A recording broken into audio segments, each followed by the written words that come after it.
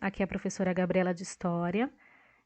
Eu montei esse vídeo para estar auxiliando vocês nessa atividade da semana do ciclo 2, tá bom? Na semana do ciclo 2, nós vamos trabalhar uma habilidade que a gente não teve ainda a oportunidade de estar aprofundando ela na sala de aula, mas nós vamos estar trabalhando ela essa semana. Em algumas videoaulas do Centro de Mídia também vai ser falado sobre ela.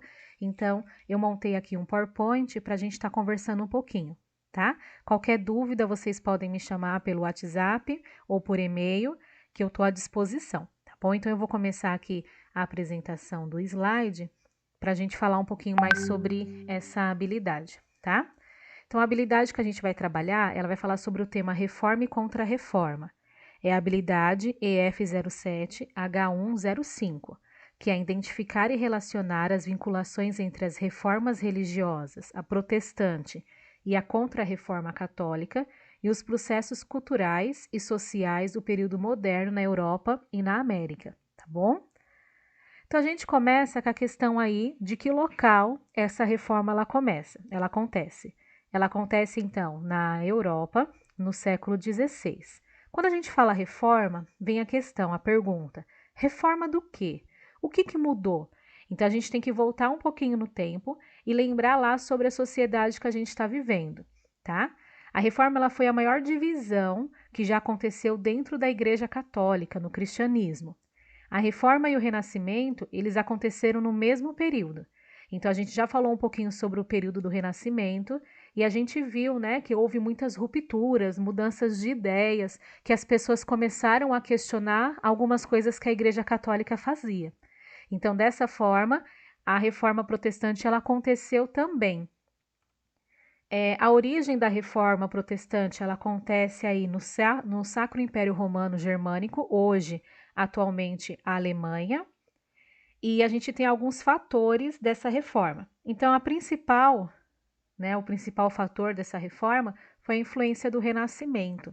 Então, o Renascimento ele teve uma forte influência com seus pensamentos, né, do humanismo, do antropocentrismo, em cima dessa questão aí da Reforma Protestante. O primeiro, né, o fator do início dessa reforma é o poder universal do Papa. Isso era um sério problema que as pessoas estavam enfrentando, principalmente os reis, porque se o Papa tinha o poder total, ele tirava a autoridade do rei, e isso para o rei não era favorável, né? Ele não queria que isso acontecesse. O segundo ponto era a corrupção e o despreparo do clero. Então a gente vai ver nos próximos slides que o clero eles não estavam preparados, muitos não tinham aí estudo, instruções, e a gente tem um grande foco de corrupção. Em terceiro ponto, há vendas de indulgências e de falsas relíquias. Essa palavra indulgências a gente vai falar bastante daqui para frente, tá bom? Vamos lá então? O que é indulgência, né? A gente viu ali no terceiro ponto a questão da vendas de indulgências. Então, indulgência é uma facilidade para perdoar os erros cometidos pelos outros, dando clemência, demonstração de perdão a um castigo e a uma pena ou uma ofensa. Como assim? Né? Então, imagine que tinham pessoas que estavam ali nos seus últimos minutos de vida. E essa pessoa, ela queria ter a salvação eterna, ir para o céu. Então, ela pedia para um padre, né, ir até a casa dela, e ela pedia para esse padre vender para ela esse perdão. Então, o padre lhe dava o valor que a pessoa tinha que pagar em troca do perdão dos pecados dela. Então, isso era uma prática que acontecia muito na Europa. Aqui a gente tem uma imagem que fala assim, né? Não adianta insistir, irmão. O Senhor só abençoará você depois que você ofertar no mínimo 50 moedas de ouro. Então, nessa época, as pessoas elas tinham que pagar pelo perdão dos pecados. Algumas tinham que pagar em moedas de ouro, tinham que pagar em serviços que prestava para a igreja, tá? Então, esse momento da indulgência é um momento muito sério que acontece aí nesse período. Nesse período, uma coisa ajudou muito no desenvolvimento e no crescimento dessa reforma, que foi a invenção da imprensa. Não sei se vocês lembram, a imprensa foi uma das sugestões da atividade do ciclo 1 da atividade anterior, que muitos fizeram um lapbook, tá? Então, assim, a imprensa, ela foi aí um marco muito importante. Por quê? Com a invenção da imprensa, eles conseguiram produzir os livros em grande quantidade. E o primeiro livro que eles começam a produzir em grande quantidade é a Bíblia. Mas por que a Bíblia, né? Por que essas pessoas queriam ter acesso à Bíblia? Porque, infelizmente, a Bíblia, ela era aí um poder só do clero. Então, as pessoas da média sociedade, da baixa sociedade, elas não tinham acesso a essas Bíblias, ainda mais porque elas estavam escritas em um idioma que ninguém sabia falar, ou muito menos ler. Então, elas começam a ser produzidas em grande escala, e um personagem muito importante dessa história, o Martinho Lutero, ele começa a traduzir essa Bíblia para o nome, para a língua latina, da língua latina para a língua alemã. Então, ele começa a traduzir e levar essa Bíblia para a população, para que elas parassem de ser enganadas pela Igreja Católica. Como eu falei, Martinho Lutero, ele é a cara desse momento que a gente fala aí da Reforma Protestante. Foi ele que iniciou esse movimento e criou essa ruptura dentro da Igreja Católica. Tá? Então, Martinho Lutero, no início do século XVI, na região onde hoje é a Alemanha, ele era um monge que se revoltou contra a venda de indulgências e ousou discordar da doutrina da Igreja Católica. Com isso, ele deu início ao movimento conhecido como Reforma Protestante. Martinho Lutero, ele não aceitou muita coisa que ele viu dentro da Igreja Católica, por exemplo, aí as pessoas sendo enganadas e esses objetos ditos sagrados sendo vendidos para as pessoas. Para vocês terem ideia, tinham objetos, por exemplo, que eles falavam que era um pedaço da cruz de Jesus Cristo. Se a gente somasse todos os pedacinhos de cruz que foi vendido por toda a Europa, a gente conseguiria estar fazendo uma cruz enorme que passava quase todo o estado de São Paulo, entendeu? Então, Martinho Lutero, ele não aceitou a população sendo enganada e ele começa aí a mudar. Ele começa esse movimento conhecido como uma reforma, tudo bem? Em 1517, o Papa prometeu para todas as pessoas que dessem dinheiro, né, contribuíssem para a construção de uma basílica em São Pedro, lá em Roma, que essa pessoa ia conseguir uma indulgência plena. O que seria isso? A pessoa teria o perdão de todos os pecados dela, durante toda a vida. Então, ela poderia cometer qualquer outro erro, que isso não seria contado aí como pecado. Ela iria para o céu, porque ela já tinha comprado essa indulgência plena. Indignado, Martinho Lutero, ele pregou na porta da catedral, né, da paróquia, 95 teses, 95 frases que mostravam onde a Igreja Católica estava errada. Então, esse documento, ela mostra essas críticas. E a gente vai ver aqui algumas dessas críticas, tá bom? Então, no total foram 95. A gente vai ver agora 3. Então, a primeira que eu coloquei aqui para vocês é a tese 24. Por isso, a maior parte do povo está sendo necessariamente ludibriada por essa magnífica e indistinta promessa de absolvição da pena. Então, o que ele fala aqui? Que as pessoas estão sendo enganadas, que elas vão ter aí os pecados delas perdoados. 32.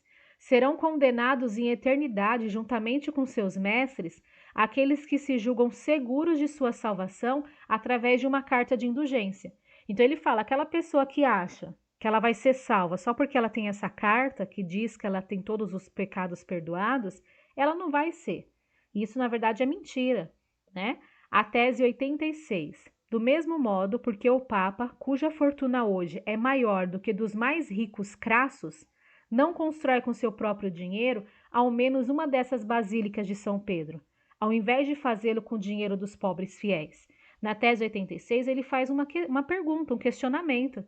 Por que o Papa, que é tão rico, não constrói essas basílicas com o próprio dinheiro dele? Por que ele está pedindo para as pessoas pobres? Gente, nessa época tinha gente que vendia tudo que eles tinham. Por insistir na defesa dessas ideias, Martinho Lutero ele foi expulso pela Igreja Católica e o imperador na época, o Carlos V, ele apoiou ele. Né? Ele não deixou com que ele fosse morto. Por quê? Porque ele foi considerado pela igreja um herege e ele foi mandado queimar todos os escritos dele e a igreja queria também mandá-lo aí para a fogueira. Só não conseguiu isso por causa que o rei protegeu ele no castelo. Por que ele foi protegido nesse castelo? Porque o rei também não aceitava o poder total aí da Igreja Católica. E nessa forma, né, nesse castelo onde ele viveu durante um período, ele começa a traduzir a Bíblia. Quando ele começa a traduzir a Bíblia, ela começa a ser mais acessível a todas as pessoas. A igreja que Lutero cria, né, a gente conhece ela como uma igreja protestante. Na verdade, são as igrejas que a gente tem hoje, que a gente chama de igrejas evangélicas. Foi ele que foi o fundador, né, o início desse pensamento. Então, Lutero fundou uma igreja e criou uma nova doutrina, baseada em alguns pontos. Então, o que Lutero fez?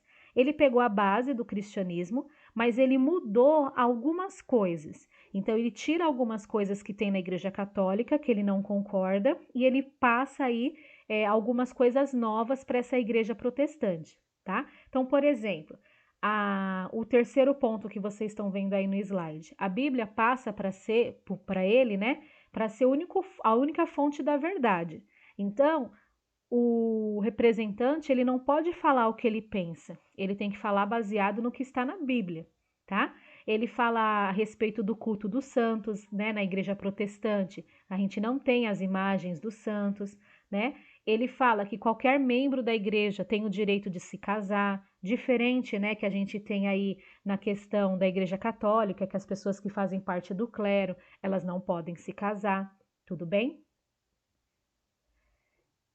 O que eu fiz aqui com vocês foi só um resuminho, né, dessa questão da reforma protestante. Seria interessante vocês pesquisarem um pouquinho mais em sites. Lá na atividade do Drive, eu vou deixar para vocês alguns links para vocês estarem assistindo. E peço que vocês participem aí das aulas do Centro de Mídia, que vocês mandem as dúvidas de vocês. E a gente não finalizou ainda essa habilidade, tá? A gente vai retomar essa habilidade, vai falar um pouquinho mais depois de Martinho Lutero, quais foram os outros pensadores que defenderam essa ideia do protestantismo, né? E a gente vai se aprofundar um pouquinho mais. Agora eu vou explicar para vocês a atividade que vocês vão realizar nessa semana no ciclo 2. Então, do dia 13 até o dia 18, vocês vão precisar realizar aí uma história em quadrinhos, tá? Então, a atividade vai ser como? Vocês vão usar a criatividade de vocês vão pegar o tema que a gente acabou de falar da Reforma Protestante, vão pesquisar um pouquinho mais no livro que vocês tiverem em casa, na internet, e vocês vão criar no mínimo 2 personagens para fazer parte dessa sua história em quadrinhos. Pensem num roteiro que tenha começo, meio e fim, tá? Esse roteiro ele tem que ser um roteiro baseado na questão que a gente está aprendendo da Reforma Protestante. Vocês podem falar de Martinho Lutero, pode citar as 95 teses dele, tudo bem? O importante, gente, é que vocês consigam se divertir. E, no mínimo, a gente tem aí como meta 5 quadrinhos para a gente colocar essa nossa história. Então, se vocês quiserem, pode fazer capa, do jeito que vocês acharem melhor. Que material vocês vão usar? O que vocês tiver em casa. Pode ser uma folha de sulfite, pode ser a folha de caderno de desenho, pode ser o lápis de cor que você tiver, a canetinha. Se você quiser fazer recorte e colar os personagens ao invés de desenhar, também pode, tá bom? Usem a criatividade. O importante mesmo é que essa história em quadrinho tenha a cara de vocês, tá bom? Eu gostaria de dizer que eu tô morrendo de saudade, tá? Tomara a Deus que isso passe logo e que nós estejamos juntos o mais breve possível, tá bom? Então, esse foi o vídeo que a Pro fez. Espero que todos consigam entender o que a Pro pediu para vocês fazerem como atividade e entender um pouquinho aí sobre Martinho Lutero, tá bom? Por fim, eu vou deixar uma musiquinha tocando para estar finalizando o nosso vídeo. Um beijo, gente, um abraço e até breve.